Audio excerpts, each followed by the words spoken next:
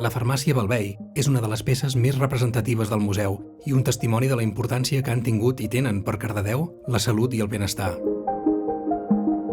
En una època en què els metges es desplaçaven per les diferents poblacions, la figura del farmacèutic, home culte i de ciència, era cabdal per al benestar dels veïns, ja que s'instal·lava permanentment a la població i tenia la confiança del veïnat, que hi acudia tant per un refredat com per un mal de queixal, o fins i tot per demanar consells sobre temes quotidians. La història de la farmàcia Balvei és la història d'una llarga i antiga nissaga d'apotecaris i farmacèutics, vinculats al municipi i documentats des de 1664, amb la mort del farmacèutic Jeroni Osset. El segueix en el càrrec Marc Antoni Català, qui continuà amb l'ofici després de casar-se amb la vídua d'Osset, Caterina Rosselló. El segueixen al capdavant de la mateixa farmàcia Tomàs Català, Josep Parés Serra i Tomàs Parés Català successivament, seguint la tradició de vídues i pubilles d'emmaridar-se amb farmacèutics per tal d'assegurar el manteniment del negoci familiar, vetat a les dones durant molts segles. Amb Josep Parés Serra al capdavant de la farmàcia, l'any 1780 es va renovar el mobiliari amb els actuals mobles de fusta pintada, amb armaris vitrina als laterals, prestatgeries i un entaulament sostingut per columnetes, també pintades imitant marbre.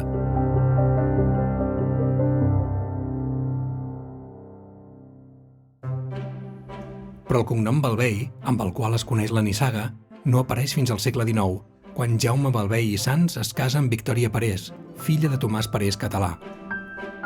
El seu fill, Tomàs Balvei i Parés, qui també fou farmacèutic, va ser el primer degà del Col·legi de Farmacèutics de Sant Victorià de la Universitat de Barcelona. Va regentar la farmàcia de Cardedeu des de 1828 fins a 1852, promovent-ne la renovació dels pots de ceràmica i dels flascons de vidre.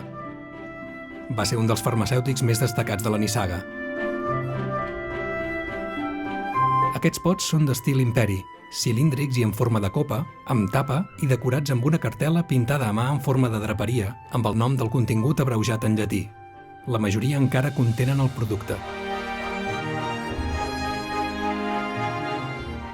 L'any 1833, amb altres farmacèutics com a socis, Tomàs Balvei i Parés va instal·lar una nova farmàcia a Barcelona i uns anys més tard, amb el seu fill Antoni Balvei Martorell, també farmacèutic, va crear una societat per obtenir òxid manganós de les mines Mangànida i Bastards de Sant Antoni de Vilamajor.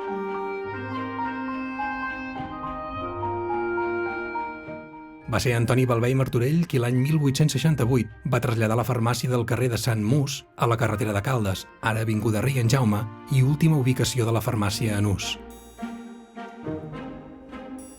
En morir Antoni Balvei Martorell, el seu fill Tomàs Balvei i Bas es féu càrrec de la farmàcia de Cardedeu fins al tancament, l'any 1943, posant fi al llinatge.